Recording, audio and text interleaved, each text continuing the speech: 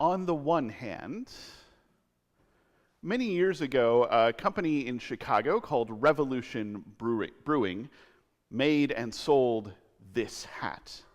This nice black hat with white letters on the front that say R-E-V, Rev, for Revolution Brewing.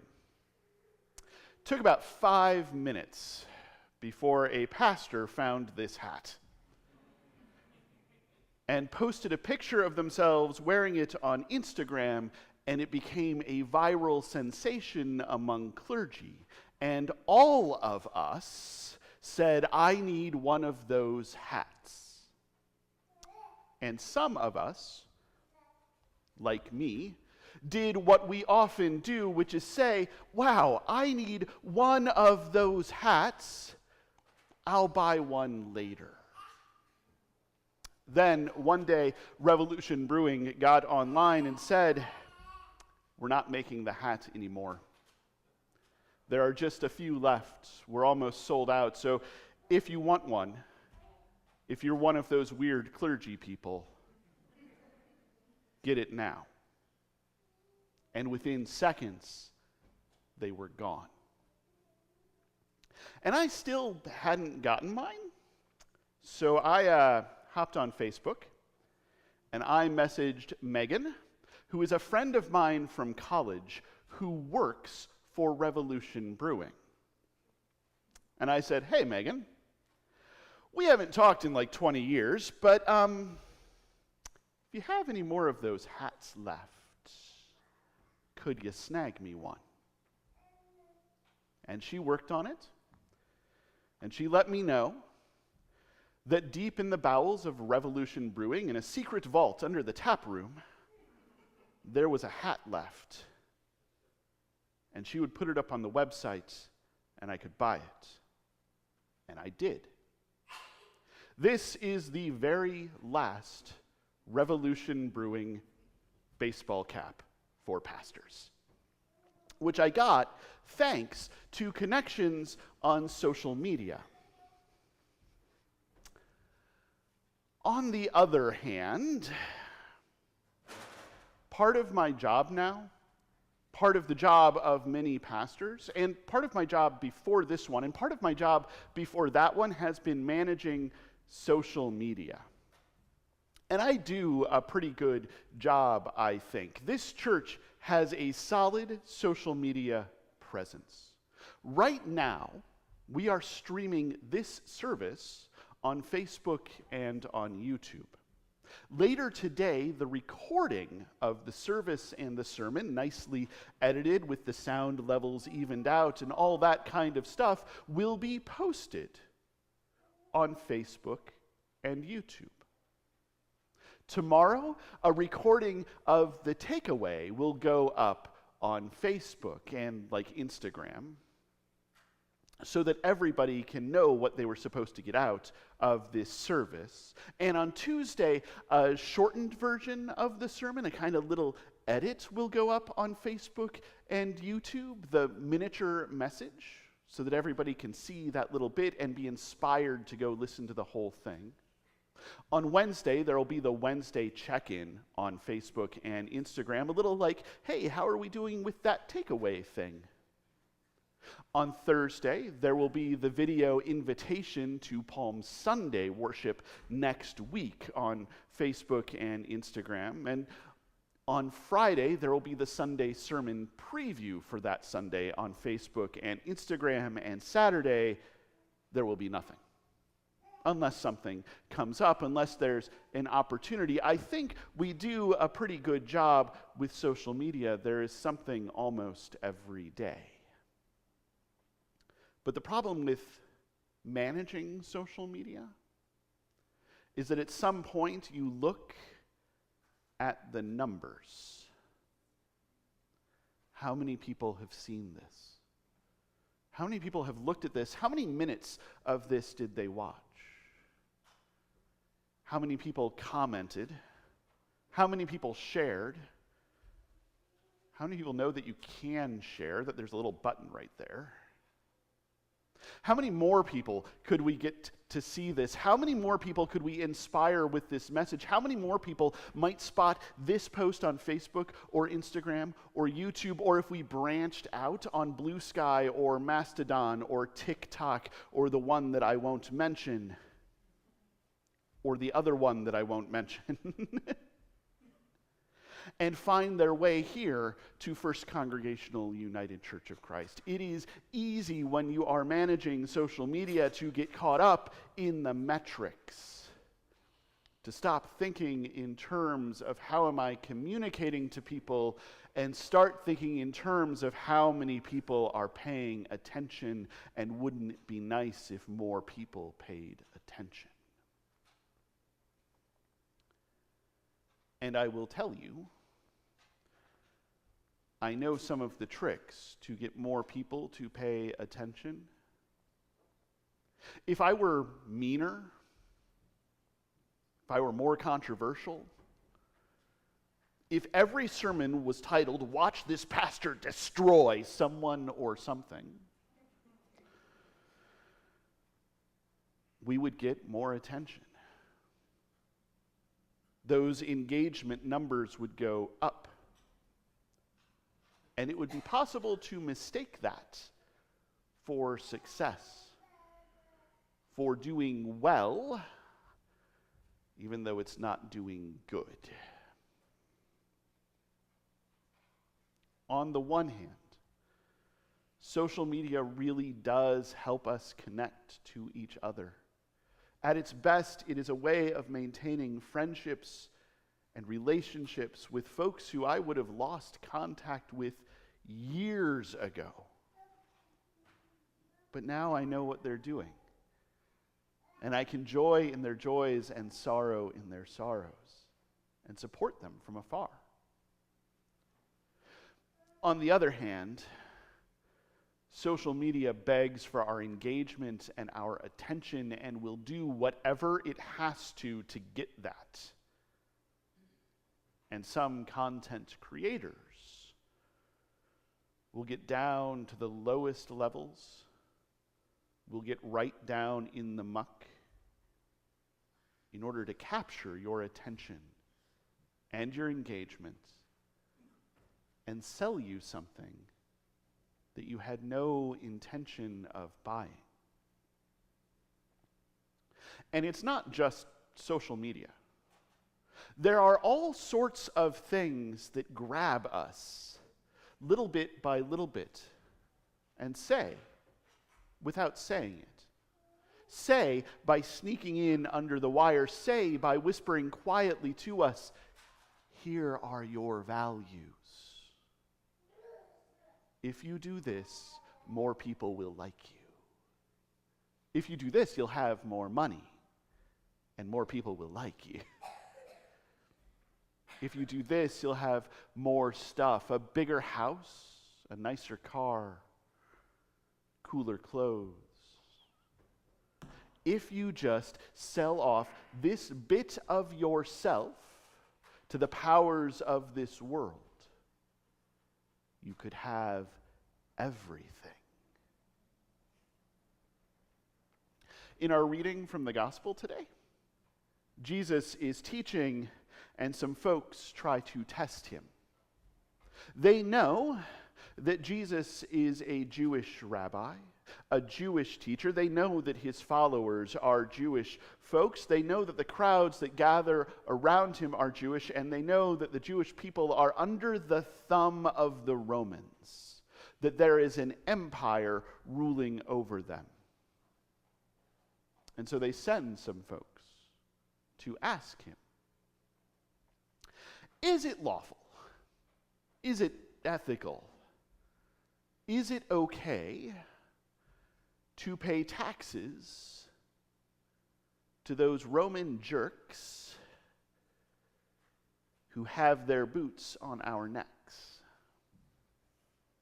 They know that there is no good answer. If Jesus says, no, don't do that, that would be ridiculous, you're just participating in your own oppression by paying those taxes, then the Romans will know that he is a rebel, a troublemaker, a no-good-nick, and they will take care of him. If he says, yes, it's the law, by all means, pay your taxes, put on a happy face, fill out the form, hand your money over to the tax collector, the crowd will know that he is a collaborator, a problem, a hypocrite, and they will abandon him. Either way, Jesus is in a bad position. There is no right answer here. There is no answer that satisfies everyone. And so Jesus says, show me a coin. Show me the thing that you pay those taxes with. And they hand him a coin, and he looks at it and says, whose face is on this coin? I'm sorry I don't have one. Cashless society, right?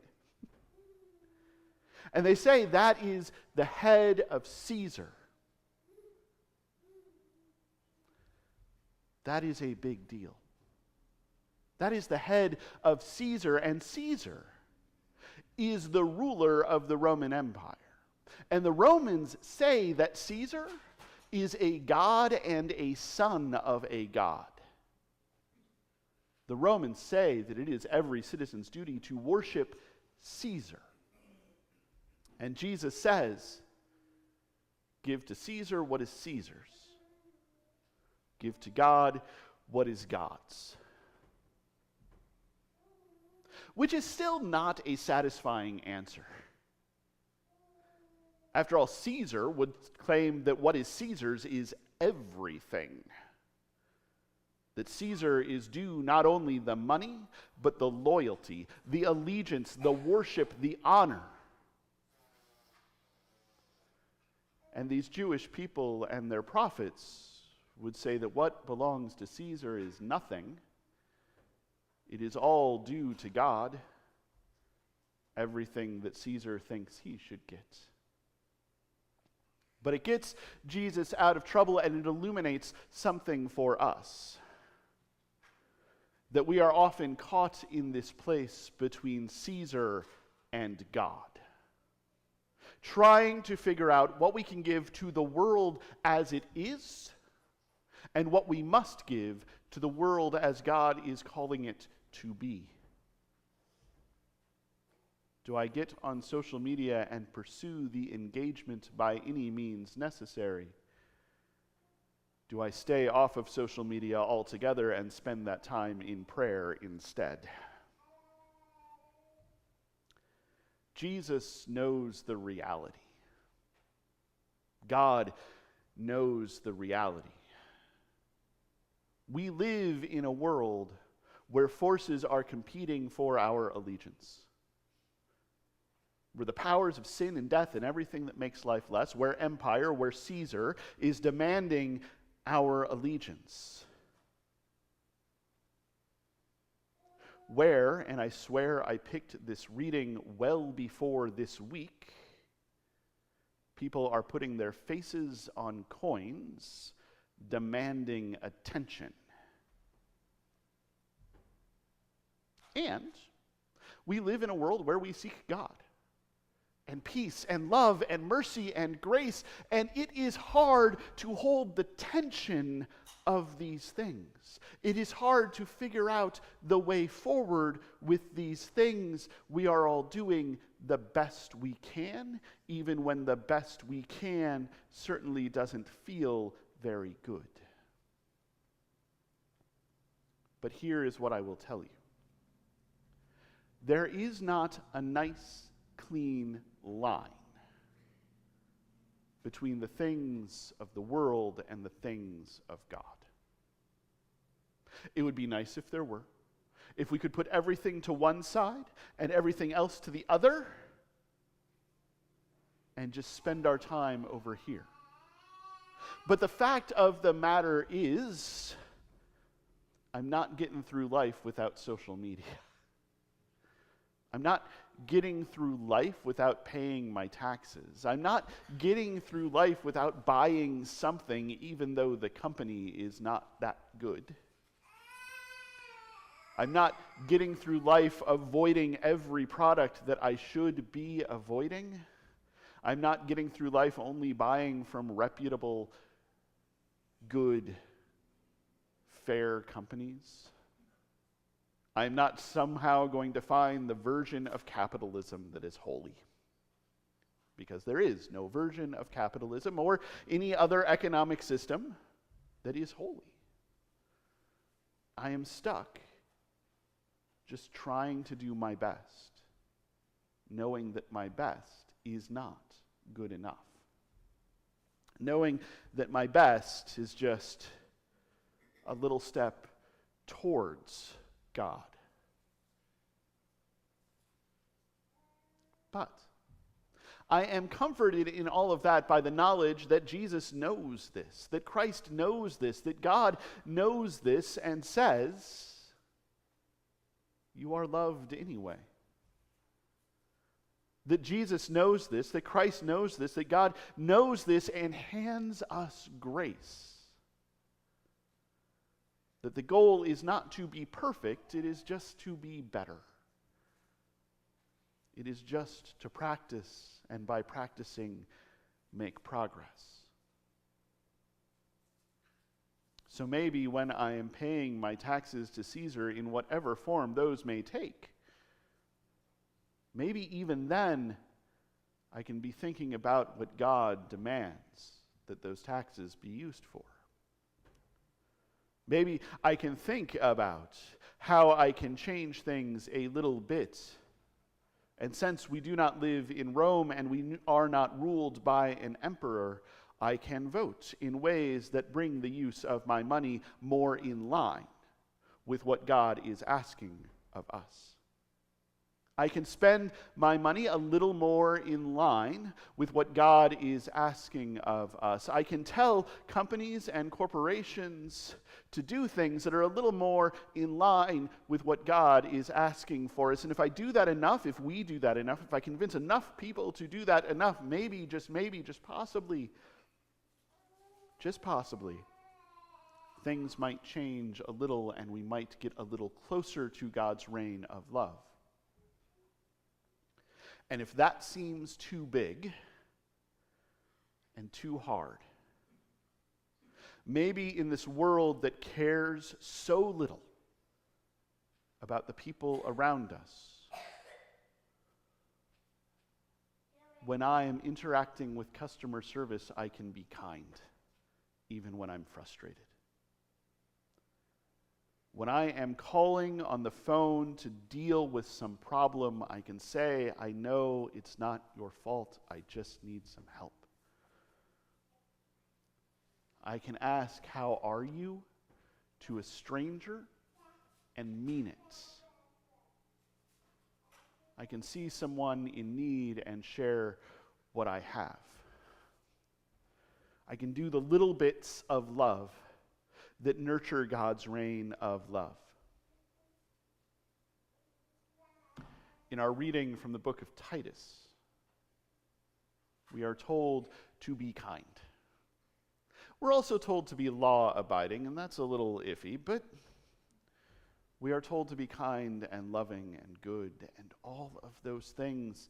And it seems like that can't possibly change the world, like the forces arrayed against us are too big and too strong and too powerful, but maybe.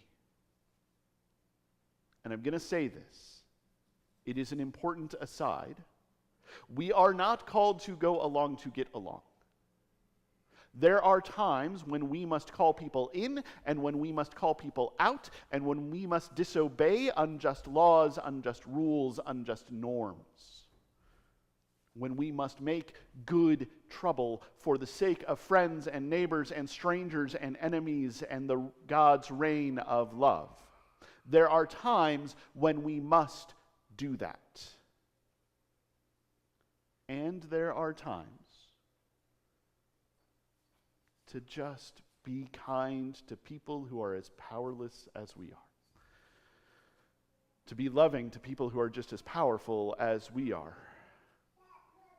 to understand that all of us, most of us, are just doing the best we can. And if we share that love, if we can catch ourselves before we fall to the powers of sin and death and everything that makes life less, if we can get on social media and not care about the engagement numbers, if we can get off social media when we need to and spend time in real life with our friends and neighbors, we might just build enough love. We might just grow enough love. We might just bring forth enough love that the world will change bit by bit. And in all of that, we can be co-conspirators with the God who is love until love fills all the earth. So I'm not going to give up everything. I can't give up everything. I just have to do my best, knowing that my best is not good enough, relying on God's grace and knowing that I can do better. I can be intentional. I can, even in those poor moments where I feel caught up in the powers of empire, set my mind on the God who is love and follow Christ all the way through to new life in God's reign of love forever.